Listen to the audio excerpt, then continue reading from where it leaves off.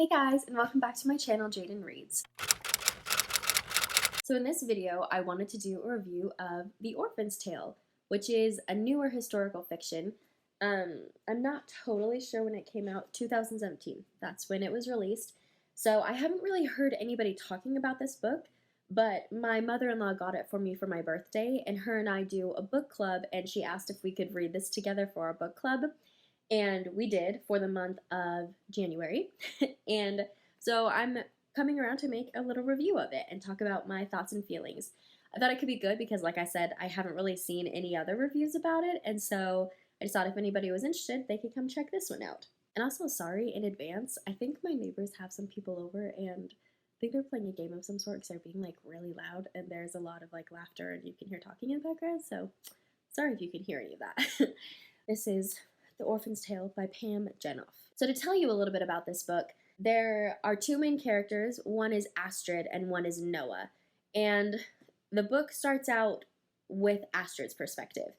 And Astrid is this lady who this is a World War II historical fiction. So Astrid is a Jew, and she was raised in a circus. She's been performing her entire life as, I forgot like the word, like the noun version of it, but she does trapeze. She's like a trapeze artist, I guess. So she always has done the circus with her family. She's grown up being in the circus, and one day, like before the war starts, she lives in Germany, and this German soldier comes and watches, and his name is Eric, and they end up falling in love and getting married and moving to Berlin or something. So that's Astrid, and the other main character is Noah. And Noah is a girl from, I think, Denmark, if I'm remembering correctly. During the war, a German soldier comes and he's like in her town and somehow ends up coming to her house and meeting her. And he like sneaks into her room one night and they have sex, and she ends up getting pregnant. And so she's pregnant with a child of the Reich because he was a Nazi soldier. And when her parents find out that she's pregnant, they're really mad at her and they kick her out of the house and say that she has to leave. So that's kind of where we start with our two main characters. In the very beginning, the points of conflict that they encounter is that Astrid, like I said, she married this guy, Eric. Well, he comes home from work one day during the war, and he's like, hey, Astrid, I'm sorry, but because I'm a member of the Nazi party, I'm not allowed to have a wife who is a Jew. And so we need to get divorced. And it makes a really big deal talking about how on the divorce papers, there isn't even a spot for her to sign. She just has to divorce Eric. So she packs up her things and she leaves. She doesn't know where to go. She hasn't heard from her family in a really long time. She ends up going back to her hometown and reuniting with a different circus because her family had always competed with another circus growing up, and she's able to find the ringmaster of that old circus and talk to him and be like, do you have any idea where my family is? I don't know what to do. And he ends up offering her a spot in his circus as a trapeze artist. So that's where we have Astrid. And then Noah, like I said, she's been kicked out of her house. It's kind of confusing at first, but she's like on a bus or something, and she ends up speaking to this elderly woman who says, oh, you're actually really lucky that it was a German who impregnated you, because you can go to these like certain hospitals or homes or something, and because your baby is from the Reich, they'll let you deliver your baby, and you won't get to keep your baby because you're not German, but it will be given to another German family. Oh, and by the way, Noah's only like 16. She's really young. And so Noah goes to that little clinic place that she was told about. She has her baby, and when her baby comes out, her baby does not look Aryan. It just happens to have like darker eyes, I think. And so Noah starts to freak out, and she's like, they're gonna kill my baby, they're gonna kill my baby. And so she's like, doctor, can I please hold my baby? And like, I'll just run with the baby, you know, like try to get away, and the doctor won't let her. She's forced to leave the hospital without her baby, and you don't know what happens to the baby then. Anyway, these two women, they're at in these points of conflict. Astrid has just joined the circus, and now Noah, and I promise this is all like very, very beginning of the story stuff. I'm not like spoiling anything. So then Noah, she's working at a train station after all of that happened, and she just sleeps in this little closet and she cleans the train station, and she knows that there's a lot of trains that come through that carry Jews because she can hear them. I don't know, she just knows. And so anyway, one day she's out cleaning, and train has come in, they're parked at the station, whoever is driving the train is off, like, going to the bathroom or getting a refreshment or something, you know? See, I told you they were having a party or doing something. But anyway, yeah, so Noah's cleaning, and she starts to hear crying. She notices that it's coming from this train that's just pulled in, and so nobody's around, and she gets curious, and she goes and looks in, and it's actually a train car full of babies. Just absolutely full of Jewish babies, and they're all freezing because it's super snowy outside. It's really cold in the dead of winter, and most of them are dead in the train car. Noah obviously knows that someone's alive because she heard crying, and she's able to identify the baby who is crying. In a moment of bravery, she reaches in and takes the baby. Now, Noah has this baby, and, you know, obviously it reminds her of her baby that she lost, but she doesn't know what to do with it. So then Noah ends up running away from the train station. She ends up at the circus, and this is where Astrid and Noah meet and kind of where the story takes off from. And so they start performing together in the circus. So that's kind of like a premise into the book. It sounds really interesting, right? Because it is a really interesting premise. But I have to say, I was disappointed with this book. So when I initially read it on my own, the ending is really tragic. It really stuck with me. And so I cried a lot. I told my husband all about it. And I was really upset. And so I ended up giving the book like a 4.5 out of 5 stars because I was like, oh, it really moved me. It was so amazing. But then I talked to my mother-in-law about it, and I realized it wasn't that good of a book. Maybe I just was emotional at the end.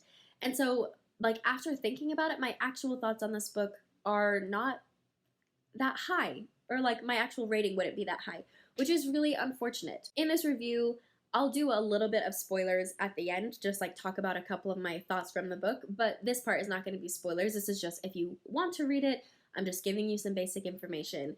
And that is that I feel like this book was not long enough. It's not short. You can see let's try to see. It's it's 316 pages. So it's not necessarily like a short book. My mother-in-law and I both felt similarly when we were like, I would have been completely fine with another 100, 200 pages in this book, because I feel like the pacing was just off. We would spend a lot of time on things that didn't seem that important, and then not as much time on things that did seem important, and I just felt like I didn't quite understand everything that was going on, as well as I didn't really understand the characters. Obviously, there's Noah and Astrid, and they're our main characters, so we get a lot of information from their perspective, but I didn't feel like those characters were even as developed as I wanted them to be. And not only that, but these characters have other people in their lives, obviously. The people in their lives, their significant others, the other people in the circus, all of those things, I didn't feel like I ever really got to know them. I just never really cared for them. I didn't understand their motivations. I didn't know them, and it made the story a lot harder to get into. As well as, obviously, this is talking about the circus during World War II, which, you know, is this really cool idea of this glitzy, glamorous, big top backdrop against war, like this horrific, awful war that's taking place. But in the end, I don't even really feel like I understood the circus that well. And I don't even really feel like there was this great imagery describing the brightness and pizzazz of the circus, like contrasting the darkness of the war. I don't know if that makes sense, but I feel like the prose could have been so deep and so beautiful, talking about different contrasts and things, and I didn't really feel that that happened. As well as, I don't really feel like I know what life was like in the circus during World War II. I know certain things. Obviously, I know that they perform in the big top, that there are trapeze artists, that animals work in the circus, like lions or elephants. Like, I know those things, but those are things I already knew.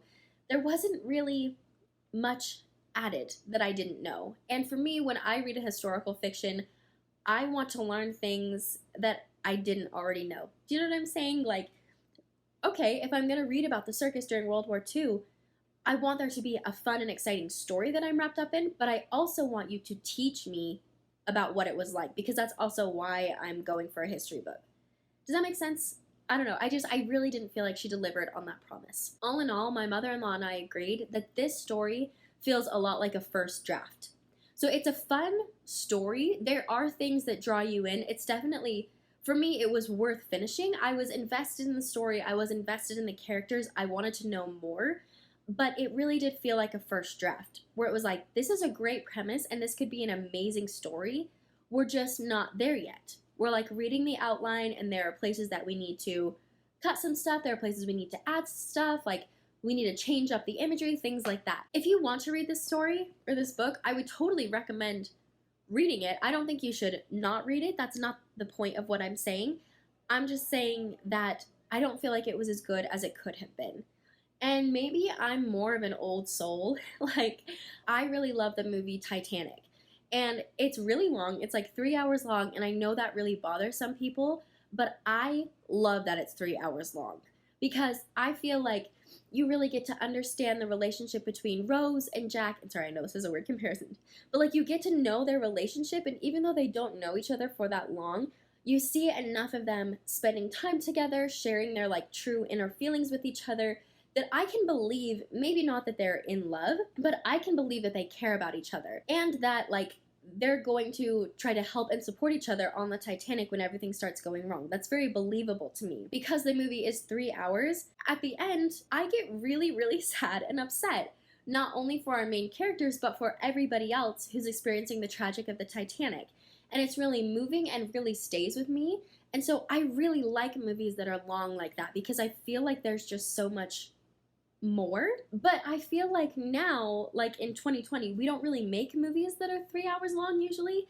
You know, it's more like, okay, an hour and a half, and just like pack it all in, like romance, action, everything, just as quickly as you can, and just get the story done. And for me, that just doesn't work. And so I don't really know if that comparison makes sense, but that's kind of how I feel about this book. An amazing story, like an amazing, amazing idea, but it just goes too fast for me to truly understand or be invested in. So take that for what you will. You're totally, obviously welcome to read it. I'm never gonna know. I can't stop you. But no, I encourage you to read it if it sounds interesting to you. I would just be interested to know your thoughts. And maybe once you've read it, please comment down below and let me know, was it too fast for you? Did you feel like you knew the characters? Did you experience any of the same things that I'm talking about? Or do I just have, you know, a different unpopular opinion? Okay, so now I'm going to get a little bit more into the spoilery section of my review. So if you haven't read the book, go ahead and click out, and then you can come back when you have read it. Okay, I don't have a ton to talk about here, because I feel like my main complaints or talking points were already talked about in like the non-spoilery part. But I did want to say that I was disappointed with a lot of the characters. Not only because I didn't feel like they weren't fleshed out very well. Also, I don't know why I'm just like holding this up. It has to be here. I can't review without it. Yeah, it's not only that I didn't feel like they weren't fleshed out enough, or I didn't know them well enough.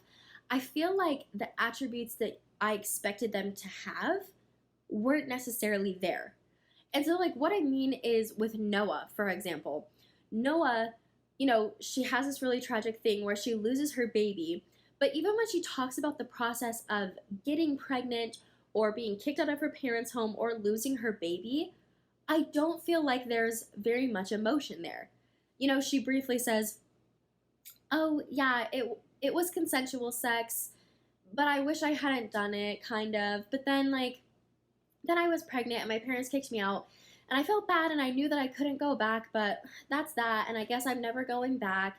And then like, you know, they took my baby, and I don't know what happened to my baby, but that's that. And like, it just felt like, no, Noah, you have some really tragic things that happened to you. It's okay to be upset about those. And it's okay to invoke those feelings in me of feeling upset and lost and frustrated and hurt and all those things. But I felt like she was just so like nonchalant about all of it. And even when she rescued Theo, I expected her to be braver. And I know that what she did was brave. Obviously, she acted out of bravery. It was a very scary thing that she did. And I also think it's okay to acknowledge the fact that she's human and that she was going to be scared doing it. But on the flip side, she never really seemed that brave to me. And she was written as a character that I think was supposed to come across as extremely brave. And just the way that she talked, or the way that she wouldn't stand up to Astrid, just a lot of things, I felt like, man, I expected you to be a really brave character. Like, I expected that to kind of be your defining characteristic, you know? But I don't feel like you're that brave. And that makes me disappointed. And not that like being brave means an absence of fear, because it doesn't, but I don't know. If you've read it, let me know what you think. Do you feel the same, that there was just something about her that made her seem so nonchalant about everything that she did, that I didn't feel like she was brave, because I guess I didn't really feel like she cared. Because nothing in her speech or her actions showed that she cared that much. To me, at least. I don't know. Another complaint, I don't want to say complaint, but I do feel like there are complaints. I guess another complaint that I had is that Astrid was so mean. She was so mean to everybody the entire time, and especially to Noah. And I don't understand why.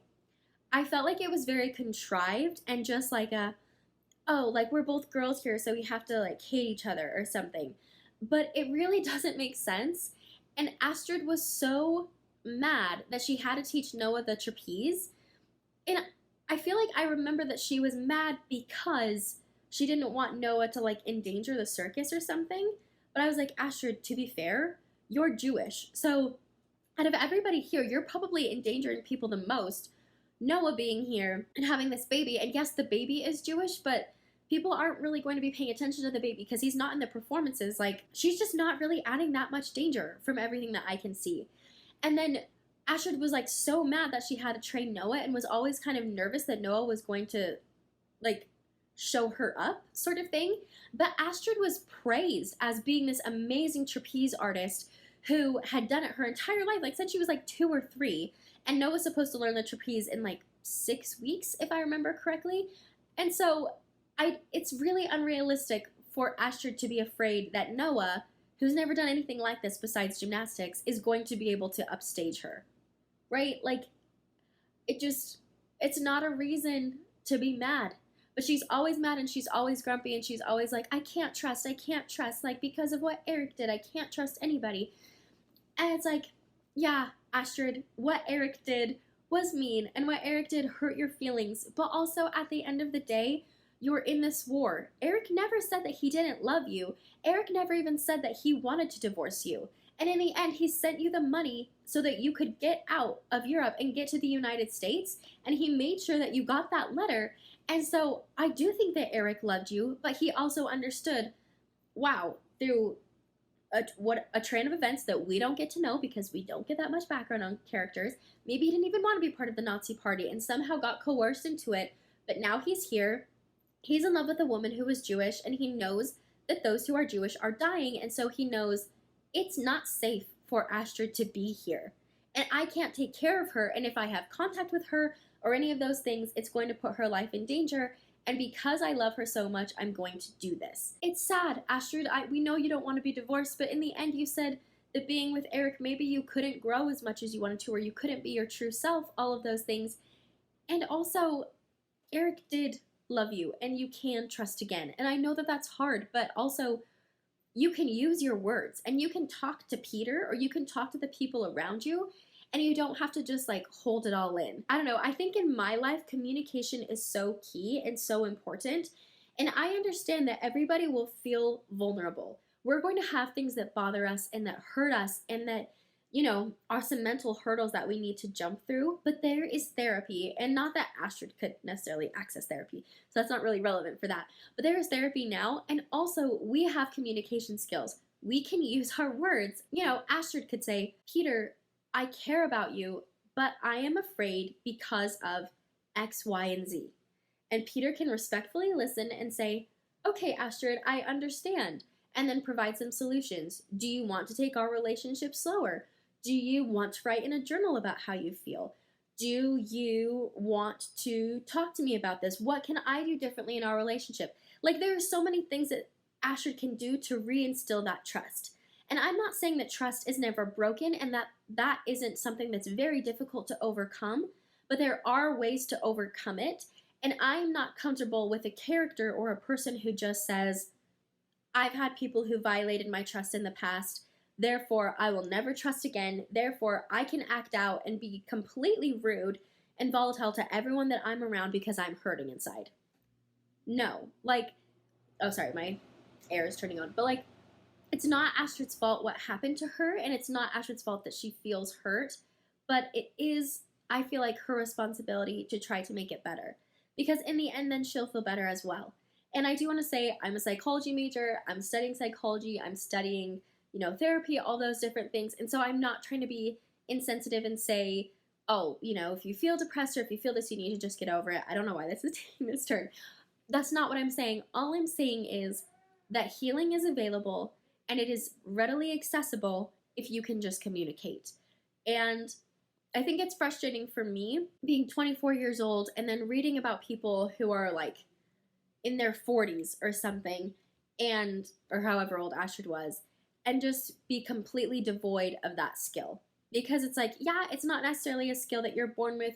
You may not always see it modeled in people that you grow up with, but you can also recognize and say, hey, I need to have good, healthy communication skills, and you can learn how to do that on your own with yourself and with your partner. I don't know, I think it's just a thing for me that it makes me really frustrated and it makes me really dislike characters and not really care about or believe in the drama that takes place in books sometimes when I'm like, this wouldn't be an issue if you could just talk about it, and it's not that hard to talk about it. I was just not a fan of Astrid, and I didn't understand why she hated Luke so much and why she felt like she needed to be in control of Noah. I just didn't like her. So, I don't know. Let me know what your thoughts were of Astrid.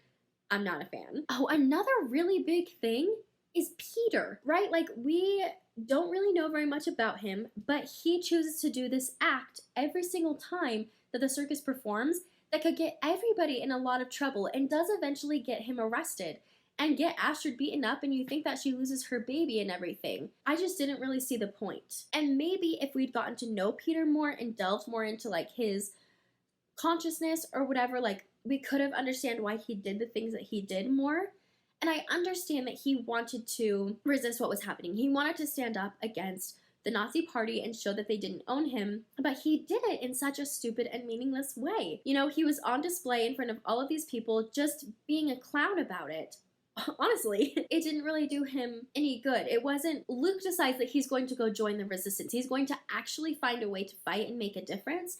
And not everyone has that luxury. And yes, we need to find our own ways to fight that work for us or that are accessible for us. But the ways that we choose to fight or to engage in a cause, I think should also be realistic. It just wasn't really realistic or productive what Peter was doing. I just don't see how it was going to make a difference.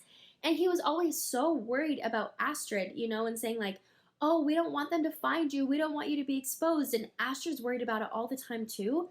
But Peter is the one who's drawing attention to the circus, and he's the one who's going to get her found out by what he's doing because his performance is going to draw more Nazi soldiers in. I don't know, it just seems obvious that it was a really, really bad idea. I just wasn't impressed with him. I didn't really like him. I didn't feel like he was that loving towards Astrid. I was also confused by him because he's the one who found Noah and Theo out in the snow, and then he brings them back to the circus because it seems like he's going to be kind and compassionate, and I expected him to kind of advocate for Noah, and yet he was rude to Noah. I just don't really understand him as a character, and I don't understand his relationship with Astrid either. And their wedding, he asked Astrid if she wanted to get married, and she said no, and he didn't listen to her, and he planned a wedding for her anyway, and then Astrid was all of a sudden thrilled with the wedding. And even though, it would have been kind of annoying, I expected her to be mad about it, because that would have felt more in keeping with her character, but she wasn't. She was, thrilled. It just didn't make sense. I don't know. I just feel like this book really didn't make sense. When I would kind of get a grip of who a character was, they would do something that wasn't consistent with who that person was. And there just wasn't enough in here to help me really understand them, I guess, because I was always confused. My last thought is that this book was also hard to read because there was never any relief. I never really felt like we got a period where things were okay. You would be reading and you'd get to a point where it's like, oh, things are kind of okay for a second, so I know that something bad is going to happen, and so then I would need to take a break from the book. I'd have to put it aside and be like, okay, I'll get back to this later when I have more emotional energy. That made it hard to read because it was so emotionally draining.